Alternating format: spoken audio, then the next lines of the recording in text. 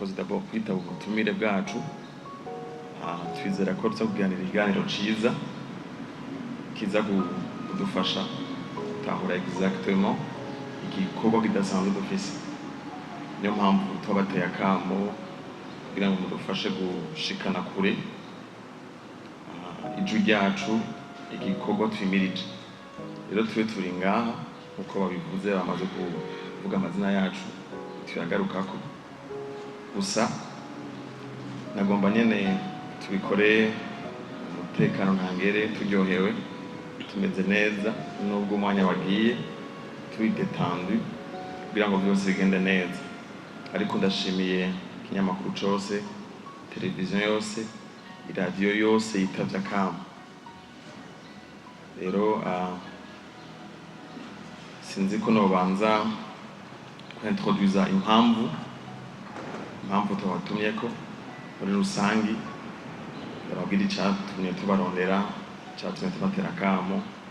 Hama muri parti ya kabiri nibaza yuko muca muronka akaryo gushobora kubaza ibibazo kugira ngo muronke ido n'ido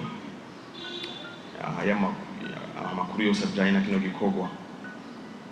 Hama turaza gufata amanoti ku bibazo byose mwabajije kugira ngo ntihagire na kimwe dusigaza inyuma, ko turifuza yuko bishikira umuntu wese, turifuza ko ubutumwa bushikira umuntu wese.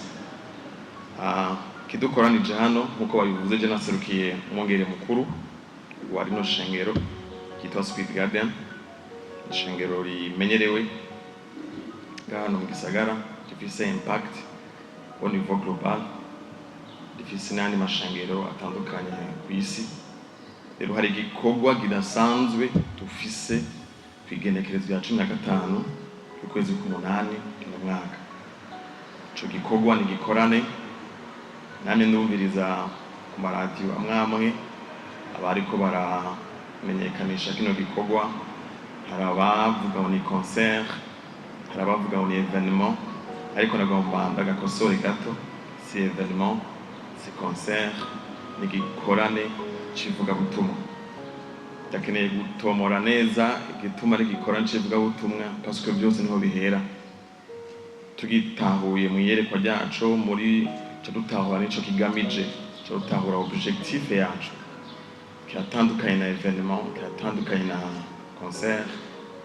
Urabona ko turi muri sama, aho nyene haba hariho ibikorwa byinshi biko birategurwa mu mihingo itandukanye. Twebwe ntitwaje muri iyo ntumbero, ntitwagikoze kubera ko ari muri sama, twagikoze kubera ari gahunda y'Imana. Twagikoze duhumekewe na mwe mu Imana yaganiye n'uburongoye ino shengero ufise yerekwa rya kino gikorwa, akimushira ku mutima. Hama natwe bakitukomunika, hama natwe turabatumako kugira ngo mudushikirire aho tudashika. Ico gikorwa kije mu ntumbero yivuga butumwa, kije mu ntumbero ya mission ishengero Sweet Garden risanzwe rifise. Turi shengero rifise mission, turi shengero rifise na vision. Mpereye kuri yerekwa ry'ishengero ni ijambo rishasha rizana umuntu mushasha nawe akazana isi nshasha. Munkundire mpere ngaho kugira ngo mutahure exactement ishengero mwagendeye cyangwa ishengero ryabatumye ko iryo ari ryo. Nibaza ko byofasha kugira ngo nibaza ko bibiri mu byo dufasha hamwe tutahura exactement ishengero mwagendeye, ishengero ryabatumye ko, kubera iki ijambo rishasha ariho byose bihera. Kwizera kwacu kutuzana ahantu kutubwira ngo ihinduka ntirikunda, impinduka ntikunda mu isi, ihinduka ntikunda mu gihugu umuntu atahindutse. Hama umuntu ntahinduka ivyiyumviro vyo bitahindutse. Hama kugira ngo ivyiyumviro vy'umuntu bihinduke, hari amajambo, hari amakuru yumva. Nico gutuma ishengero ryacu umwanya munini cane twumva ko turigisha abantu. Ishengero ryigisha ijambo ry'Imana. Na kimwe batuzi ko aho hanze nuko turi ishengero ryigisha ijambo ry'Imana.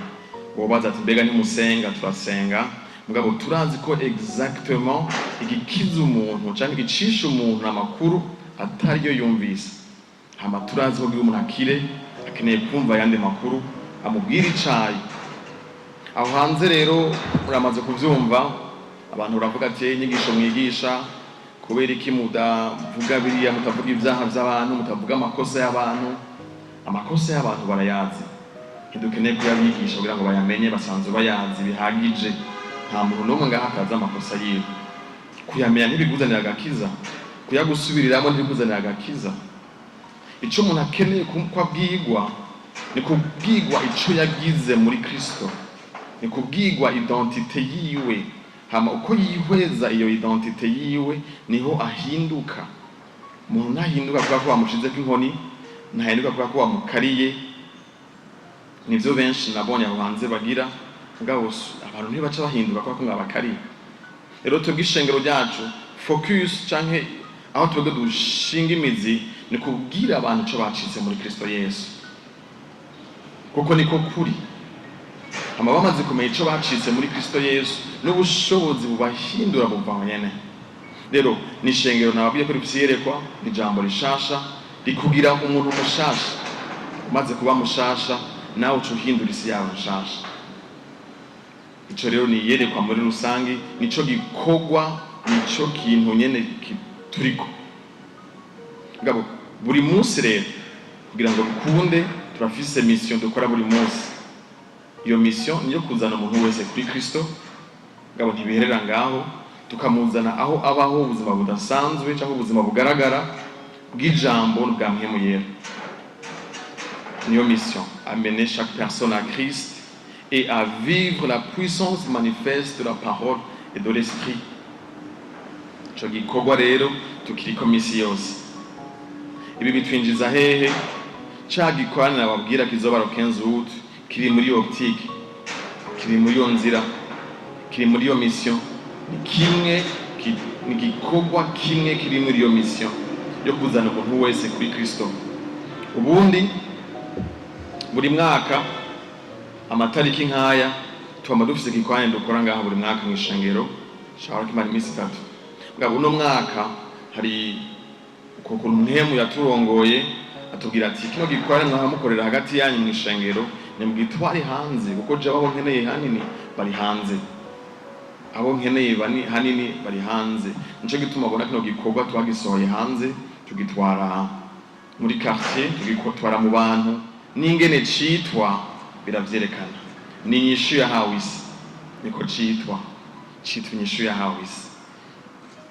Hama iyo nyishu ni Kristo Yesu, niwe muti Imana yatanze, ni celui de remède ultime de Dieu, niwe muti Imana yatanze. Turafise verset de référence ni verset benshi bazi, mugabo benshi bayifashe nka verset sanzwe, verset yo mu bana ni Jean 3:16. Ivuga ngo car Dieu a tant aimé le monde. Urukundo Imana yakunze abari mw'isi, apana bari mw'ishengero, apana bari mu masengesho, urukundo Imana yakunze umuntu wese ari mw'isi. Rero tuzoba tuje muri optique tugiye dushidiye abo bantu bari mw'isi, bari muri system, tubabwiye ati bagenzi, hari urukundo Imana yabakunze, hama imaze kubakunda hari ikintu yakoze, hari ikintu yatanze citwa ngo umwana wiwe w'ikinege. Ica gusaba ni kimwe, agusaba ngo ubu mwizera wese.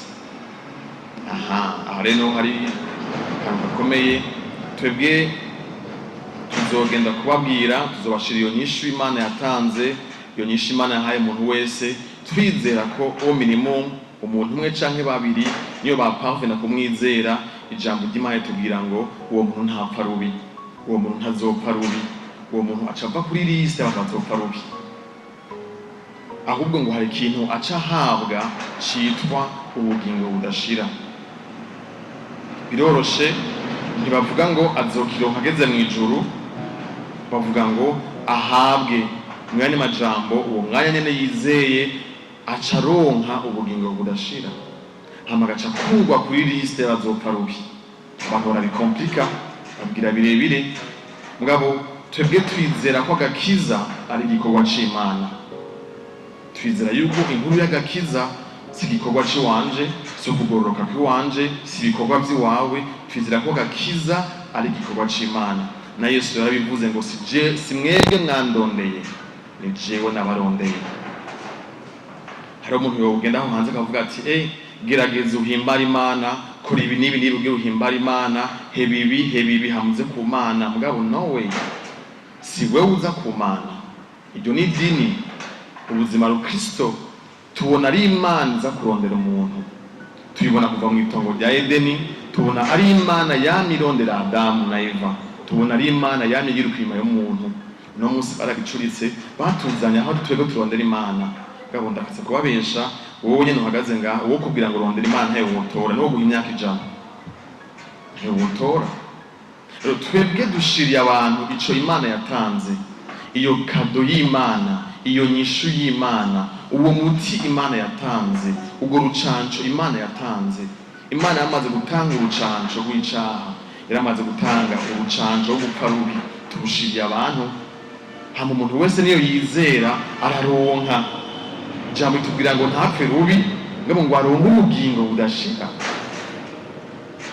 Aronke ubugingo budashira. Ntitwoja muri byinshi ngo mvuge ngo ubugingo budashira ni iki, mugabo twejambo itubwira ngo aronke ubugingo budashira, ubuzima bw'Imana arabwakira muri we, hama agakugwa kuri liste bazopfa rubi. Ubandanije munsi batubwira ngo kuko Imana itatumye umwana wayo gucira abari mu isi urubanza. Ticamuzanye si gucira abari mu isi urubanza. Burya natwe dutwaye mu kinama, ikiduhagurukije no munsi tuja mu bantu, ntitugiye kubacira urubanza. Uko nicamuzanye umwami Yesu si gucira abari mu isi urubanza. Ariko ijambo rivuga ngo ahubwo ngo abari mu isi bose bakizwe nawe. Bakizwe nawe. Kuri verset 18 havuga ngo umwizeye aramaze gutsinda urubanza. Ati impamvu azotsindwa n'urubanza ngo nuko atizeye umwana w'Imana w'ikinege, nuko yanse kwakira ya kado y'Imana, nuko yanse kwakira wa muti Imana yatanga. Nico kizotuma atsindwa n'urubanza.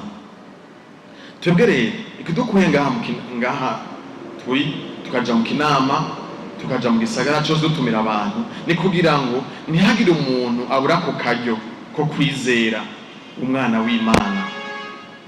Dushaka gutanga karyo umuntu wese aronka iyo occasion. Ntihazogire uvuga ati je byukuri sinavyumvise, ntivyanshikiriye, sinaronse iyo occasion. Nico gituma twebwe ngo dufasha mukadushikiriza buno butumire umuntu wese, kugira ngo umuntu wese aronke iyo occasion yo gushobora kwizera. Uko ntababeshe nuko kwizera mwumva ni ingabire y'Imana. Nako nyene n'Imana kuguha iyo wumvise ubutumwa bwiza. Niyo mpamvu hazoba umwanya wo kuvuga ubutumwa bwiza.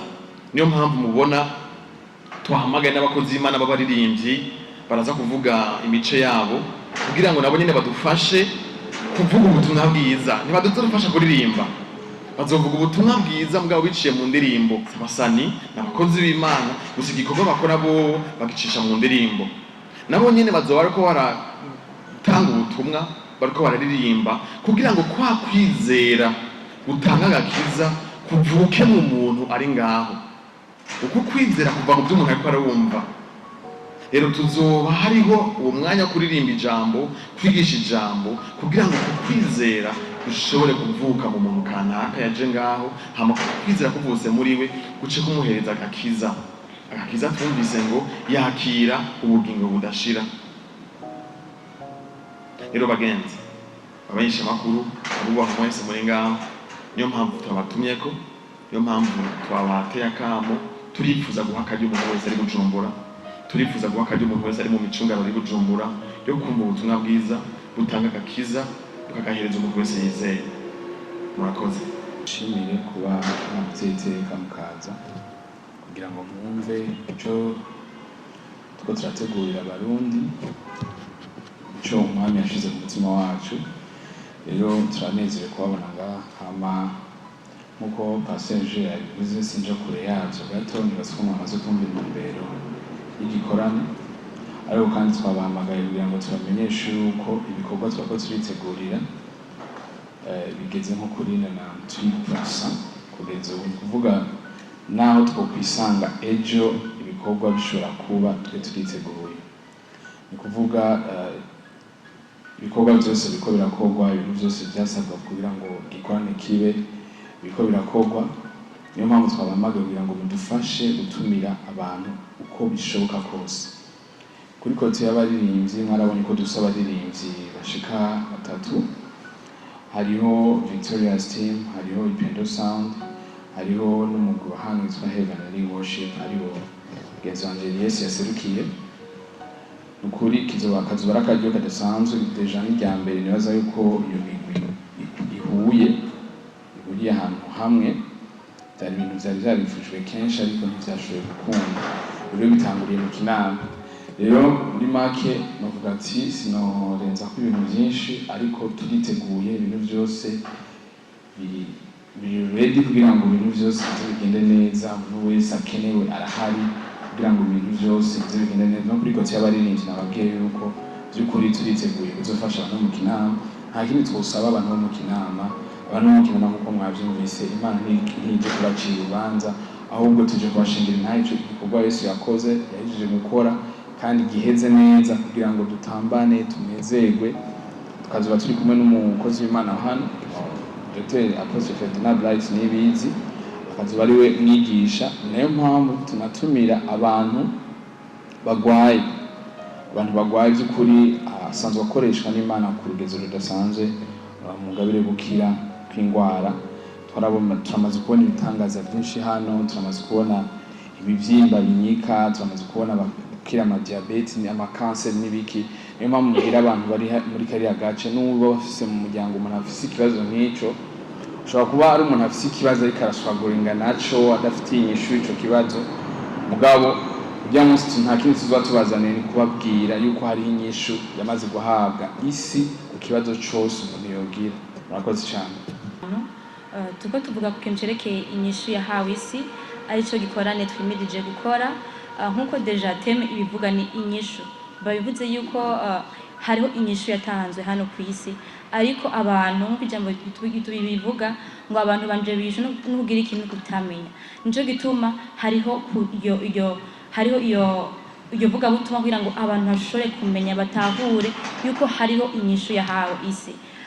Twavuze yuko hazoba hariho imigwi myinshi izo bihari, ariho Ipendo Sound, ariho Heavenly Worship Team, hariho na Victoria's Team. Na kindi kintu twe turakora atari kuvuga iyo nyishu, ni kubivuga biciye mu mudiho. Yesu niwe nyishu yahawe hano kwisi kugira ngo umuntu kukibazo wowe ufise cyose ashobora kuba ari ubuzima bwawe, ari indwara.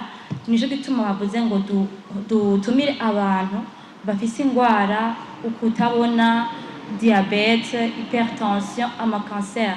Hano hantu iyo hariho two turakora ibikorane, tumaze kubona turafise amatemonyage menshi abantu bafise amakanser, tukabona ibibyimba binyika.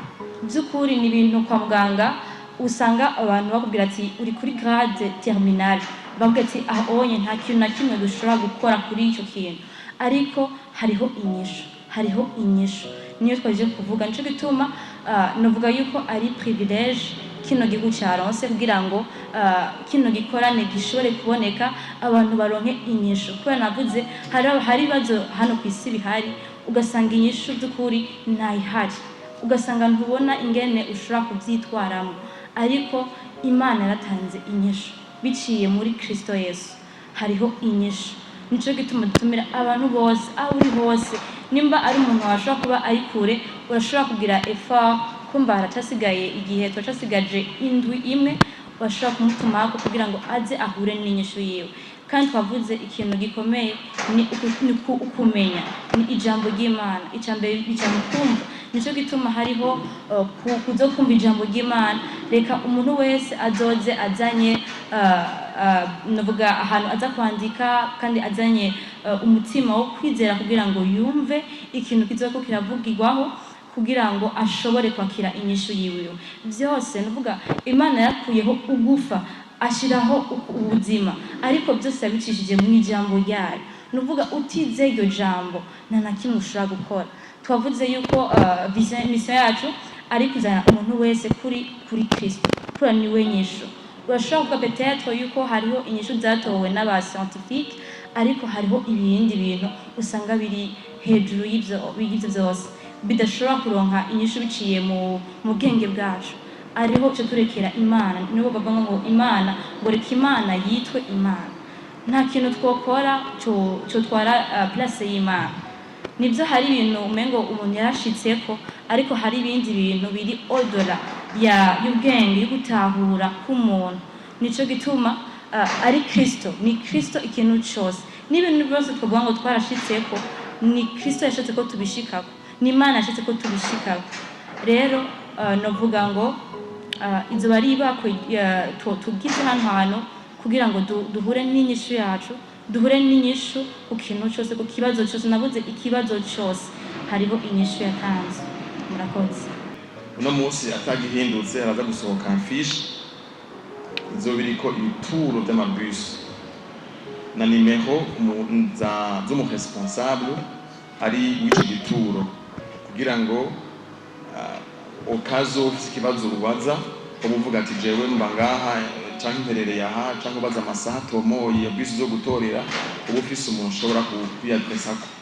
Rero abo muri media hano nibaza kuno munsi afishe yagisohotse no mu byo muza kudufasha gushikana kure n'ubwo butumwa burimwo, parce que haza amabus atora abantu mu gisagara cyose ndabisubiyemwo, abatora aho bari hama batahana.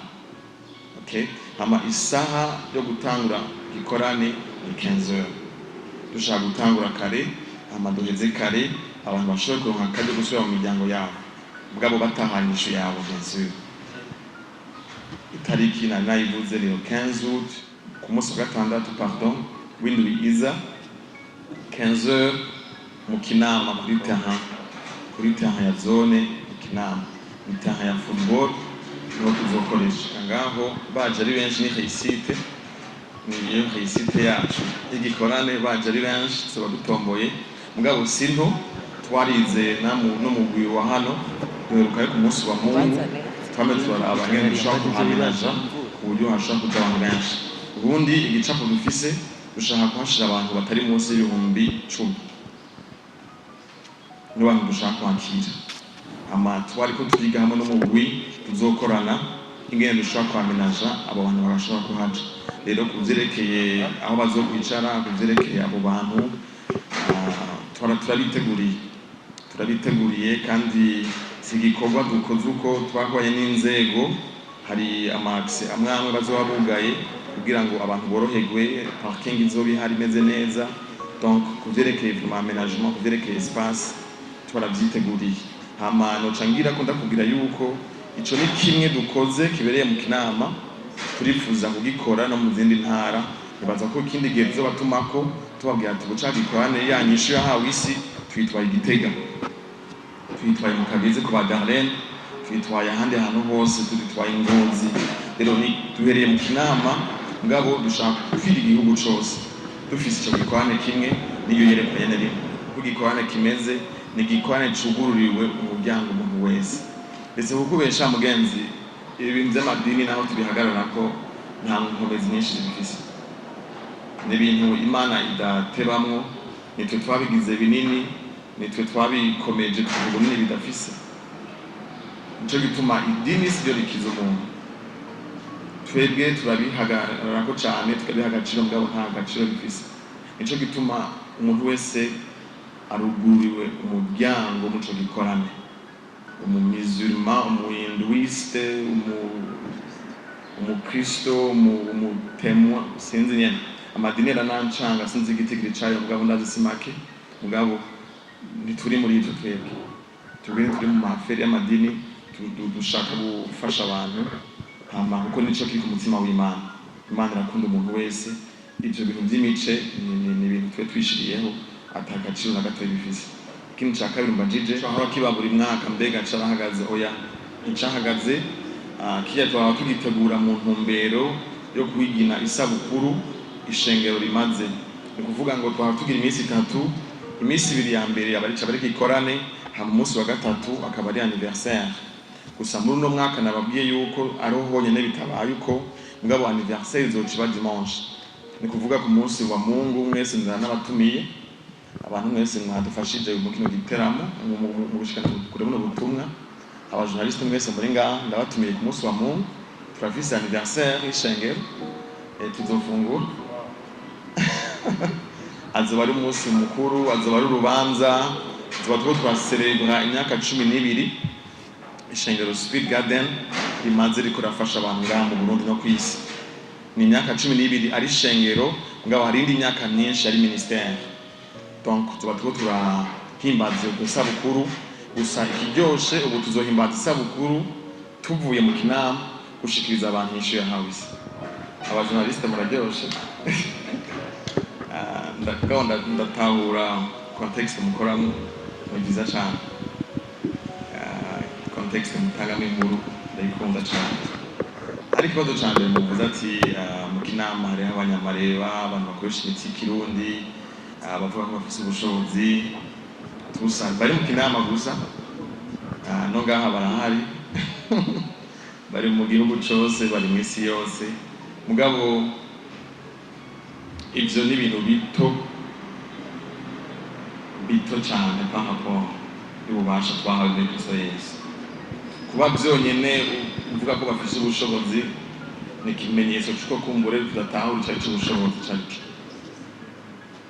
Kuko bijya bakora by'amangitengeti bakoresha inshuti yanjye n'ibito ntitubikompara n'ubushobozi bw'Imana.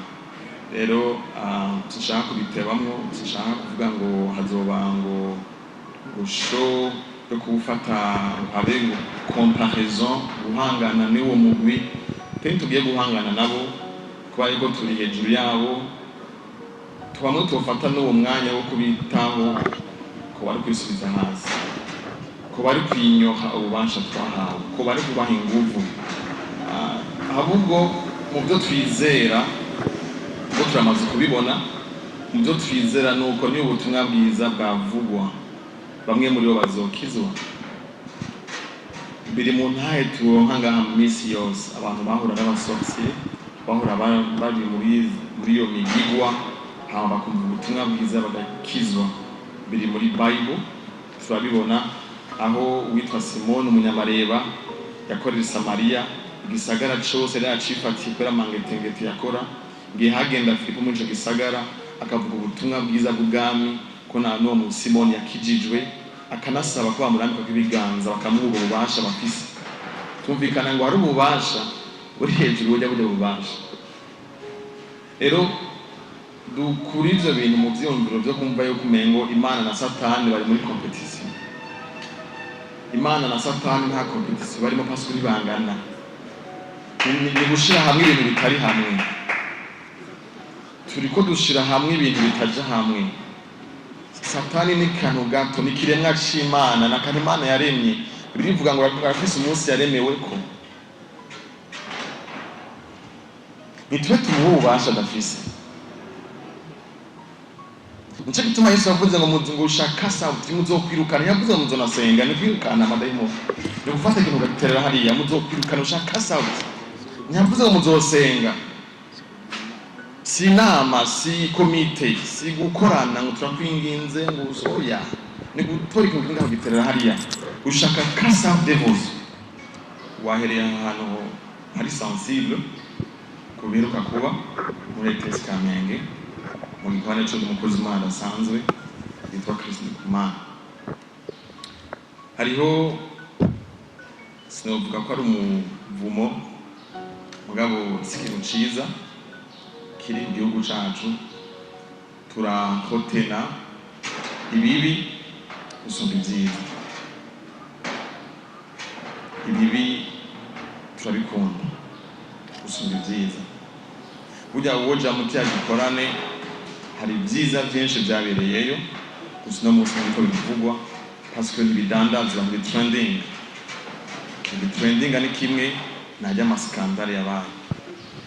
Mu biyobewe yuko no mu bindi bikorane mu bindi biteramo by'aba Diamond by'abandi hakunda kuba ama incident, ibintu bikagenda nabi parce que ahantu hahuriye abantu benshi hakenewe logistique ndende murabyumva kugira ngo abo bantu bigende neza.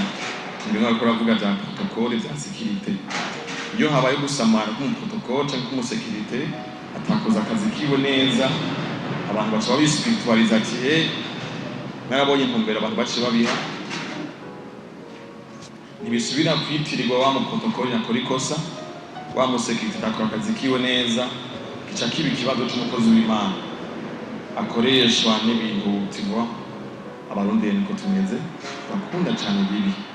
Ngabo bya mukozi w'Imana singomba kumuvuga, sindamuzi, nituvugana uku ndamuzi ko twese tumuzi ku mahazo sosio, kandi twese turazi yuko ari umukozi w'Imana asanzwe akoreshwa n'Imana bidasanzwe aho hanze, atari gusanga ha mu Burundi ndi n'amakuru yose amushinga intahe.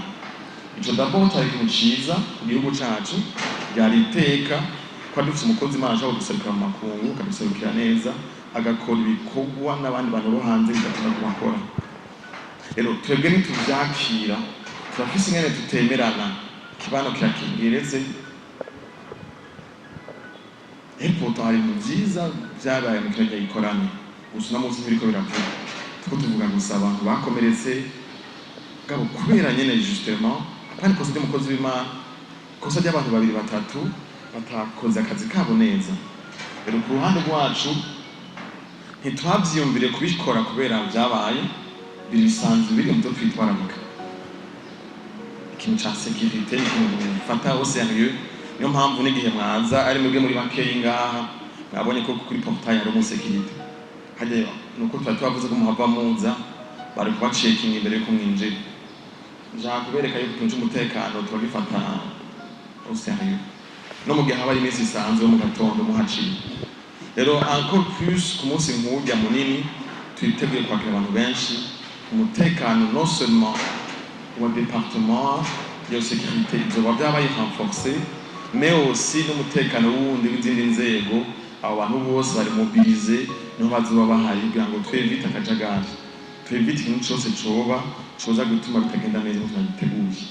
Hama mu gihe abantu borenga, mu gihe abantu borenga ibihumbi 10, mu gihe abantu boba benshi, sinibaze yuko kiriya kibanza gifise ubwo bubasha bwo kwakira abantu benshi.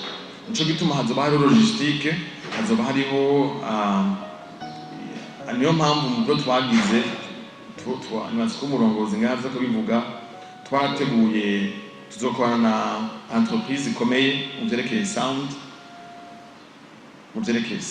tuzokorana na entreprise ikomeye, sinje kuyivuga ngaha mugabo ni kugira ngo turasire ko amajwi ashika kure. Bwa no uhagaze ku isoko mu Kinama yabuze ahagarara, yabuze ahaja ijuri mushikire ko kimukiza nivyo simpaka aba yaje hajya abona pasteur akeneye kumva ijwi ry'ijambo rimushikiriye aho riri. Ijambo ry'Imana rivuga ngo igihe kirageze kandi niki aho bazokumva ijwi ryose ry'umwana w'Imana, n'abazoba bari mu mva, abazopfa na bose kubyumva bazogirwa bazima. Rero ntituzorengera kiriya kibanza, abatazoba bakunda ko bashobora gushika kiriya kibanza ntibihagaze mu kuhashika, bihagaze kubura ahantu ushobora kumva ijwi. Ntibigarukira ngaho gusa, mwibuke ko turafise n'abandi bantu bari kuri réseaux sociaux batari mu Burundi bakeneye kwakira nabo nyine inyishu yahawe isi. Niyo mpamvu hazoba hariho live ica Facebook, ica YouTube, kugira ngo umuntu wese n'uri mu Kirundo bitakunze kwaza ijwi rimushikire.